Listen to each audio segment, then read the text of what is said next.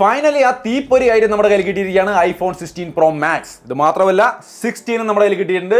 16 Pro Maxനെ കുറിച്ച് ഞാൻ വിശദമായിട്ട് പറയാം. അതിനുശേഷം അടുത്ത വീഡിയോയിൽ പറയാം 16നെ കുറിച്ച്. കാരണം ഇതിനെക്കുറിച്ച് അത്യാവശ്യം 1-2 കാര്യങ്ങൾ നന്നായിട്ട് തന്നെ പറയാനുണ്ട്. സോ ആദ്യം ഒരു അൺബോക്സിംഗ്, അത് കഴിഞ്ഞിട്ടാവാം ബാക്കിയെല്ലാം.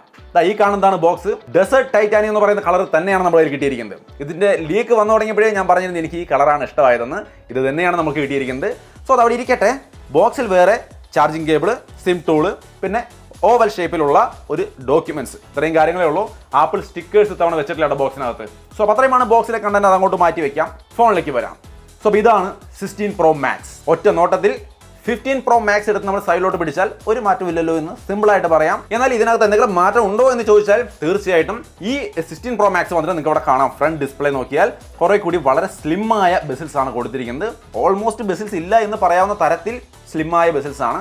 പക്ഷേ എനിക്ക് അങ്ങനെ ഭയങ്കര കാര്യമായിട്ട് ഫീൽ ചെയ്യുന്ന ഒരു സംഭവമൊന്നും തോന്നിയില്ല.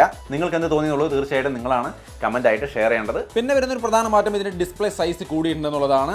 6.9 ഇഞ്ച് വരുന്നുണ്ട് പുതിയ 16 Pro Maxന്റെ ഡിസ്പ്ലേ സൈസ്. മുമ്പ് അത് 6.7 ഇഞ്ച് ആയിരുന്നു.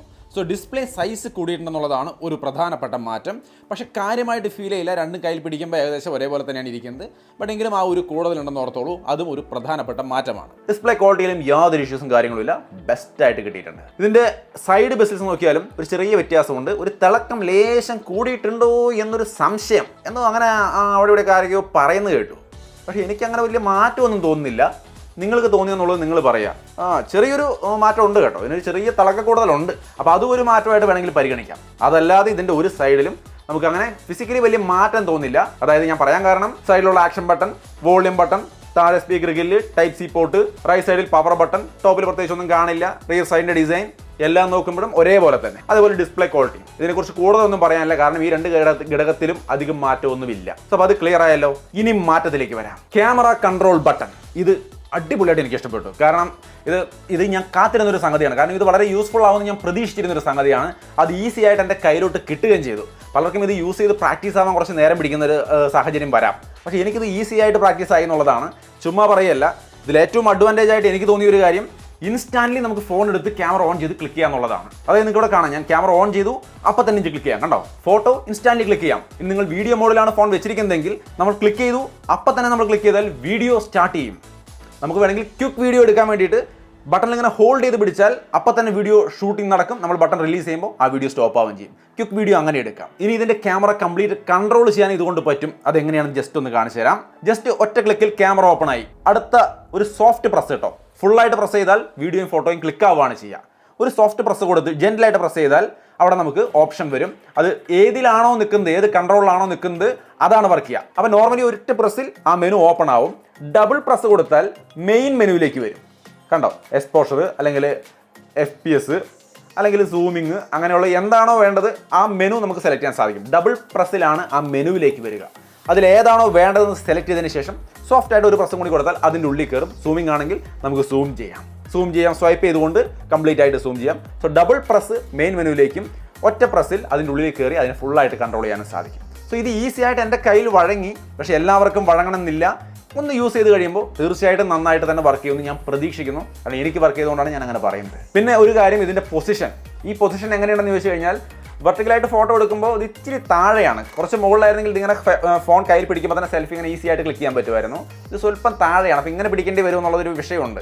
പക്ഷേ എന്തുകൊണ്ട് ഇത് മുകളിൽ വെച്ചില്ല എന്ന് ചോദിച്ചാൽ എനിക്ക് തോന്നുന്നു ഇങ്ങനെ പിടിച്ച് വീഡിയോ എടുക്കേണ്ടി വരുന്ന ആൾക്കാരെ സംബന്ധിച്ച് കൺട്രോൾ നടുവി പിടിച്ച് കൺട്രോൾ ചെയ്യേണ്ടി വരും. ഇതാകുമ്പോൾ വലിയ കുഴപ്പമില്ല. അതൊരു അത്യാവശ്യം സൈഡിലാണ്.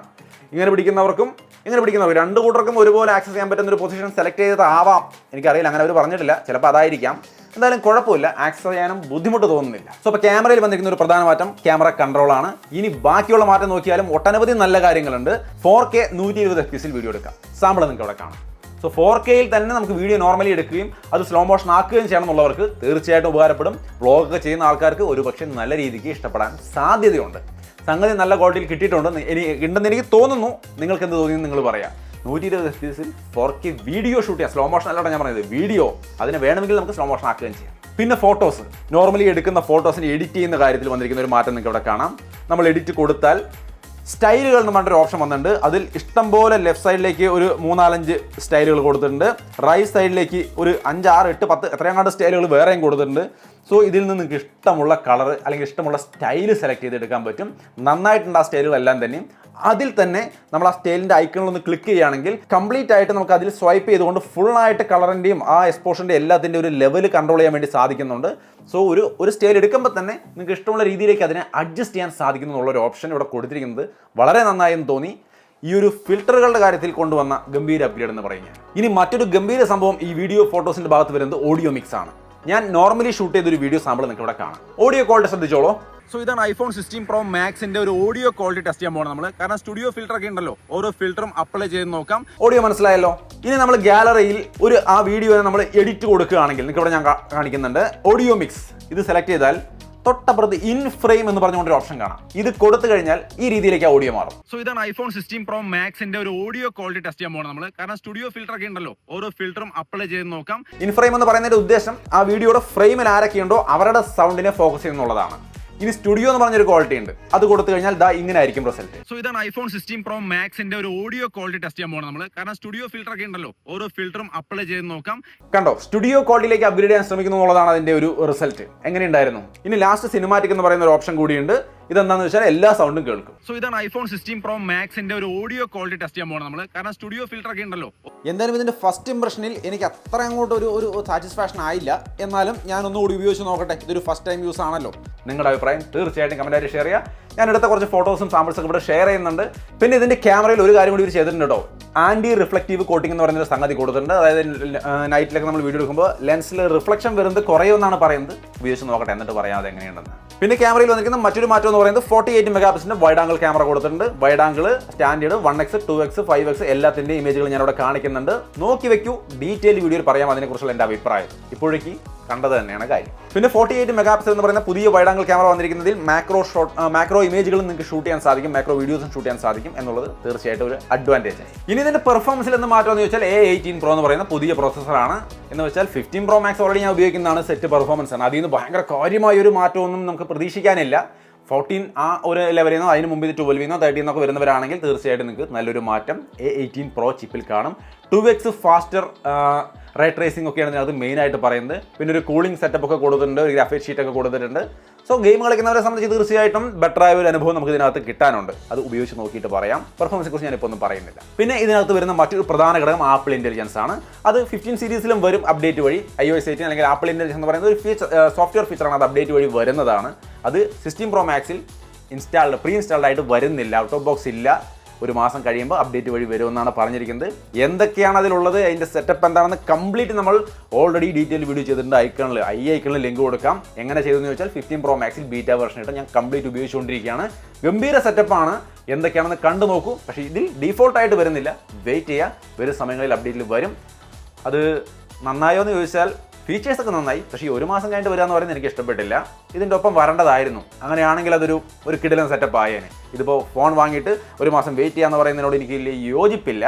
എന്നാലും വേറെ വഴിയില്ല, അവരങ്ങനെയാണ് കൊടുക്കുന്നത്. സോ നിങ്ങളുടെ അഭിപ്രായം എന്താണെന്നുള്ളത് തീർച്ചയായിട്ടും കമൻറ്റായിട്ട് ഷെയർ ചെയ്യാം. പിന്നെ ഇതിൻ്റെ ബാറ്ററി ആൻഡ് ചാർജിങ്ങിൽ കാര്യമായ ഒരു വ്യത്യാസം പറയുന്നുണ്ട്. ഇതിൽ 29 അവർ 15 Pro Maxൽ 29 അവറിൻ്റെ ബാറ്ററി ലൈഫാണ് പറഞ്ഞിരുന്നത്. അത് നമുക്ക് ഗംഭീരമായിരുന്നു, ഒരു ദിവസം അടിപൊളിയായിട്ട് കിട്ടുന്നതാണോ. ഹെവി ബാറ്ററി ലൈഫുള്ള ഒരു ഫോണെന്നേ ഞാൻ പറയുള്ളൂ ഇതിനെ. എൻ്റെ എക്സ്പീരിയൻസിൽ ഇത് വന്നിട്ട് അതിനേക്കാൾ 4 അവറിൻ്റെ ബാറ്ററി ലൈഫ് കൂടുതലുള്ള ഫോണാണ്. അപ്പോൾ ഈവൻ ബെറ്റർ ആയ ഒരു ബാറ്ററി ലൈഫ്, അത് 4 അവറിൻ്റെ ബാറ്ററി ലൈഫ് അപ്ഗ്രേഡ് എന്ന് പറയുമ്പോൾ തീർച്ചയായിട്ടും ഗംഭീരമാണ്. അപ്പോൾ അത് എക്സ്പീരിയൻസ് ചെയ്ത് നോക്കട്ടെ, എന്നിട്ട് പറയാം അതിനെക്കുറിച്ച്. ചാർജിങ്ങിൽ കാര്യമായ വ്യത്യാസമൊന്നുമില്ല. മാക്സേഫ് ചാർജിങ്, അതായത് വയർലെസ് ചാർജിങ് കൂട്ടിയിട്ടുണ്ട്. 25 വാട്ടിൻ്റെ ചാർജിങ് സ്പീഡ് കിട്ടും നിങ്ങൾ 30 വാട്ടിൻ്റെ ചാർജർ ഉപയോഗിക്കുകയാണെങ്കിൽ. അതാണ് ഒരു അപ്ഗ്രേഡ് ചാർജിങ്ങിൻ്റെ ഭാഗത്ത് വന്നിരിക്കുന്നത്. വയേർഡ് ചാർജിങ് സ്പീഡ് കൂട്ടിയിട്ടുണ്ട്. ആപ്പിൾ പറയാണ്ടാണെന്നൊക്കെ പറഞ്ഞുകൊണ്ട് പലയിടത്തും നമ്മൾ പല ലീക്ക് ഇൻഫർമേഷൻ കാണുന്നുണ്ട്. ബട്ട് നോക്കട്ടെ, അങ്ങനെ വല്ലതും ഉണ്ടോ എന്ന് ഞാൻ ഉപയോഗിച്ച് നോക്കിയതിന് ശേഷം പറയാം. എൻ്റെ കിട്ടിയിട്ട് ജസ്റ്റ് മണിക്കൂറുകളായിട്ടുള്ളൂ. പിന്നെ Wi-Fi 7 Bluetooth 5.3 എന്നൊക്കെ പറഞ്ഞിട്ട് പറയുകയാണെങ്കിൽ 5G 4x4 മിമോ ടെക്നോളജി അങ്ങനെ എല്ലാ സംഭവങ്ങളും ഇതിനകത്തുണ്ട്. അതൊക്കെ വിശദമായിട്ടൊന്ന് ഉപയോഗിച്ച് നോക്കിയിട്ട് ഡീറ്റെയിൽ വീഡിയോയിൽ പറയാം. ഇപ്പോൾ ഇതിൽ കേട്ട ആ ഹൈപ്പുള്ള പ്രധാനപ്പെട്ട കാര്യങ്ങളാണ് ഞാൻ ഈ വീഡിയോയിൽ അൺബോക്സിംഗിൽ ഇനീഷ്യൽ ഇംപ്രഷനിൽ ടെസ്റ്റ് ചെയ്തിട്ട് നിങ്ങളുമായിട്ട് ഷെയർ ചെയ്തത്. അപ്പോൾ ഇതിൻ്റെ പ്രോസ് ആൻഡ് കോൺസിന് വേണ്ടി നമ്മുടെ ചാനൽ തീർച്ചയായിട്ടും ഫോളോ ചെയ്ത് വെക്കുക. കിട്ടിയ പാടെ ഇതിൻ്റെ കുറേ കുറ്റങ്ങൾ പറഞ്ഞില്ല എന്ന് പറഞ്ഞുകൊണ്ട് കമൻറ്റ് ചെയ്യരുത്. കിട്ടിയിട്ടേ ഉള്ളൂ. കേട്ട കാര്യങ്ങളൊക്കെ നന്നായിട്ട് വർക്ക് ചെയ്യുന്നുണ്ടോ എന്ന് ടെസ്റ്റ് ചെയ്തു. നന്നായി തോന്നിയതൊക്കെ ഞാനിവിടെ ഷെയർ ചെയ്തിട്ടുണ്ട്. വിശദമായിട്ട് ഉപയോഗിച്ച് നോക്കട്ടെ, എന്നിട്ട് പ്രോസ് ആൻഡ് കോൺസിൻ്റെ ഡീറ്റെയിൽഡ് വീഡിയോ വരും. മറക്കാതെ ചാനൽ ഫോളോ ചെയ്ത് വെക്കുക, ബെല്ലൈക്കണൊക്കെ എനേബിൾ ചെയ്ത് വെക്കുക. വെയിറ്റ് ചെയ്യാം. ഇനി ഇതിൻ്റെ പ്രൈസ് നിങ്ങൾക്ക് ഇവിടെ സ്ക്രീനിൽ കാണാം. കഴിഞ്ഞ വർഷത്തേക്കാൾ വില കുറച്ച് തന്നെയാണ് ഇറക്കിയിരിക്കുന്നത്. പ്രോ മാക്സ് നിങ്ങൾക്ക് കാണാം അവിടെ 1,44,900 കൊടുക്കുന്നത്. തീർച്ചയായിട്ടും കഴിഞ്ഞ വർഷത്തേക്കാൾ വില കുറവുണ്ട്. പ്രോ ആണെങ്കിൽ 1,20,000 രൂപ റേഞ്ചിലാണ് വില വരുന്നത്. സോ വിലയുടെ കാര്യത്തിൽ കൂട്ടലൊന്നും ആപ്പിൾ ചെയ്തിട്ടില്ല.